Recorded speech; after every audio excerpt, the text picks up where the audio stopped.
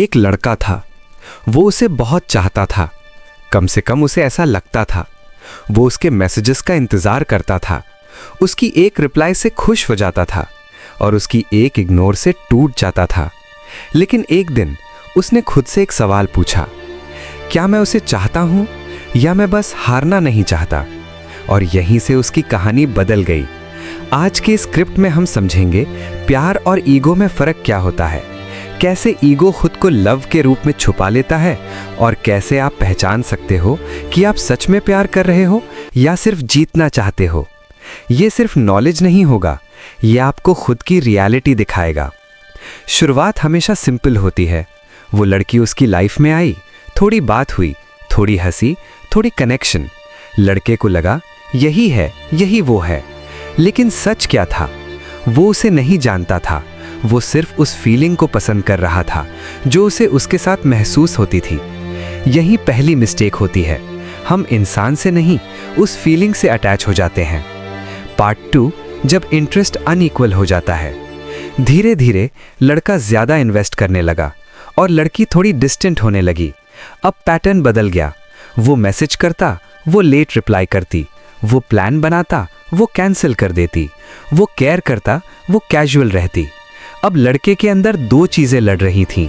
दिल कह रहा था मैं उसे चाहता हूं, ईगो कह रहा था मैं उसे खो नहीं सकता। अब असली खेल शुरू होता है। लड़का सोचता है मैं उसे प्रूव करूंगा कि मैं बेस्ट हूं, मैं उसे दिखाऊंगा कि वो मुझे इग्नोर नहीं कर सकती, मैं उसे विन करके रहूंगा। लेकिन यहाँ एक हिडन ट्रूथ है, ये प्यार नहीं कंपटीशन है। ईगो को रिजेक्शन सहन नहीं होता। जब कोई आपको चूज नहीं करता तो ईगो इसे इंसल्ट समझता है और फिर वो आपको पुश करता है, उसे पाओ ताकि तुम जीत सको। लड़का सोचता है अगर ये प्यार नहीं तो इतना दर्द क्यों हो रहा है? आंसर सिंपल है, दर्द लॉस का नहीं, ईगो के टूटने का है। मैं इनफ नहीं था, उसने मुझे क्यों रिजेक्ट किया, वो किसी और को कैसे चूज कर सकती है? ये सवाल प्यार के नहीं होते, ये ईगो के सवाल होते हैं। अब सबसे इंपॉर्टेंट क्लैरिटी, ईगो क्या करता है? पोजेस करना चाहता है, कंट्रोल करना चाहता है, जीतना चाहता है, खुद को प्रूव करना चाहता है। ईगो कहता है मुझे उसे चाहिए क्योंकि उसने मुझे रिजेक्ट किया। लव क्या करता है?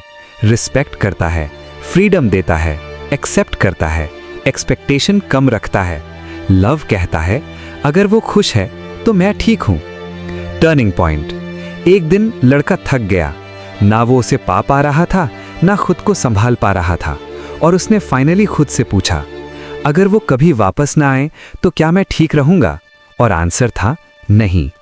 तभी उसे समझ आया वो उससे प्यार नहीं करता था, वो उसके बिना खुद को इनकम्प्लीट समझता था। रियलाइजेशन, उसने धीरे धीरे डिस्टेंस बनाना शुरू किया, मैसेजेस कम किए, अटेंशन हटाया, खुद पर फोकस किया, और कुछ टाइम बाद वो ठीक हो गया। और तब उसे रियलाइज हुआ मैं उसे नहीं चाहता था, मैं बस उसकी अप्रूवल चाहता था। Psychological truth.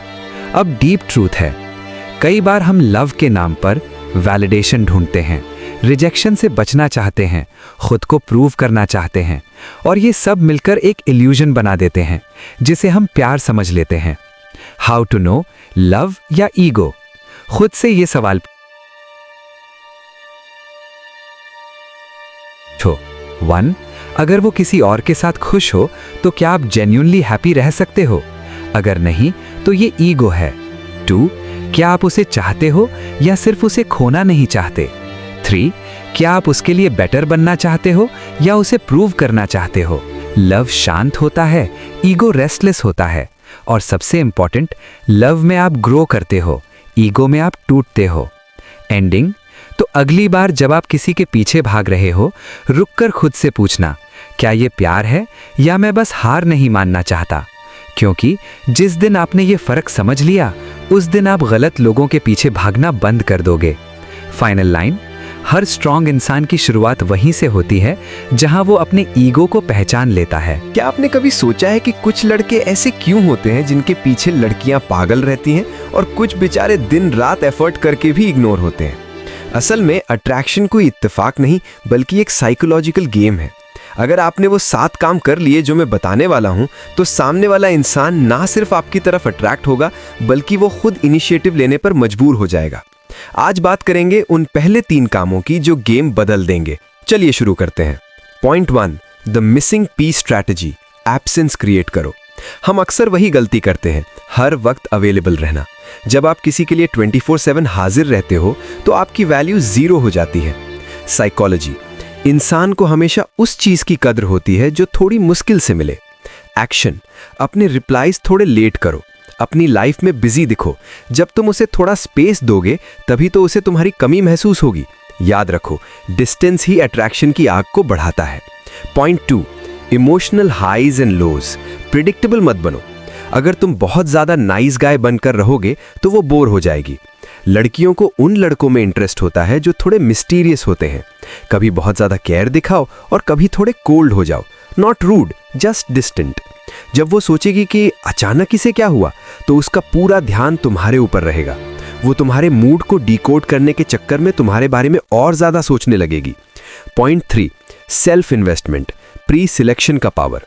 जब तक तुम खुद को बेस्ट नहीं मानोगे, कोई और तुम्हें बेस्ट नहीं मानेगा। एक्शन, अपनी फिटनेस, अपने ड्रेसिंग सेंस और अपने करियर पर काम करो।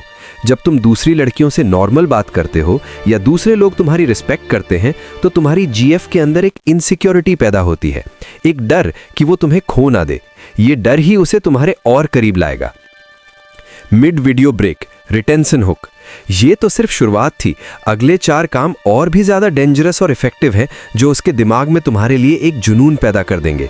लेकिन वो सीक्रेट्स हम पार्ट 2 में डिस्कस करेंगे। पार्ट 1 में हमने सीखा कि कैसे स्पेस और सेल्फ वैल्यू से बेस बनाया जाता है, लेकिन अब हम दिमाग के उस हिस्से पर चोट करेंगे जहां से डिजायर यानी इच्छा पैदा होती है।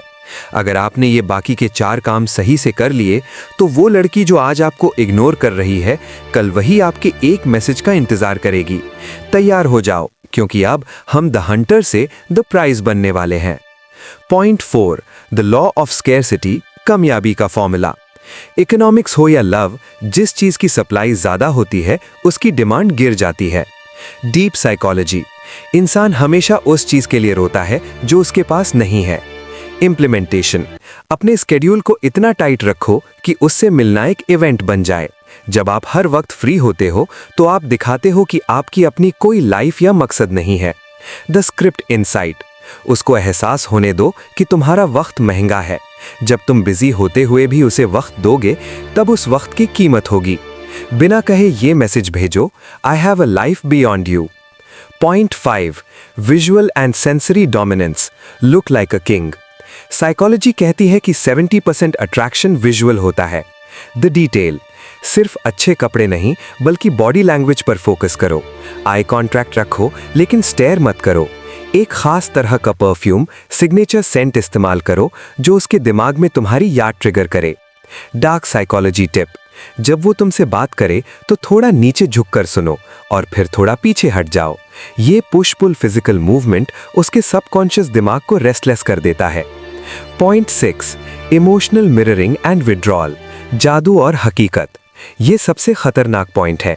इसे इंटरमिटेंट रीइंफोर्समेंट कहते हैं। टेक्निक, जब वो अच्छी बात करे उसे ढेर सारा अटेंशन दो, लेकिन जैसे ही वो रूड हो या टेक फॉर ग्रांटेड ले, फौरन अपना अटेंशन 0 कर दो। द लॉजिक, उसे ये समझ आना चाहिए कि आपका प्यार और अटेंशन एक रिवॉर्ड है जो तभी मिलेगा जब वो उसे डिजर्व करेगी। जब वो देखेगी कि उसका नखरा आप पर असर नहीं कर रहा, तो वो खुद को वैलिडेट कराने के लिए आपके पीछे आएगी।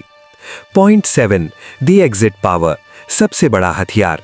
सबसे बड़ा अट्रैक्शन पॉइंट ये है कि you are willing to walk away. The core truth, जो लड़का होने से डरता है वो हमेशा हारता है। जिस दिन उसने आपकी आंखों में ये देख लिया कि अगर वो गलत करेगी तो आप उसे हमेशा के लिए छोड़ सकते हो, उस दिन से वो आपकी रिस्पेक्ट करना शुरू करेगी। फाइनल एक्शन, अपनी सेल्फ रिस्पेक्ट को हमेशा ऊपर रखो। जब आप खुद की इज्जत करते हो, पूरी दुनिया आपके कदमों में होती है। The conclusion, deep motivational ending, दोस्तों, ये 7 काम सिर्फ उसे पीछे लाने के लिए नहीं है, बल्कि आपको एक हाई वैल्यू मैन बनाने के लिए है। जब आप अंदर से बदलोगे तो बाहर की दुनिया अपने आप बदल जाएगी। याद रखना, चेजिंग बंद करो और अट्रैक्टिंग शुरू करो। अगर आपको ये डीप एनालिसिस पसंद आया तो चैनल को सब्सक्राइब करें और नीचे बताएं कि आपको किस टॉपिक पर नेक्स्ट डीप वीडियो चाहिए।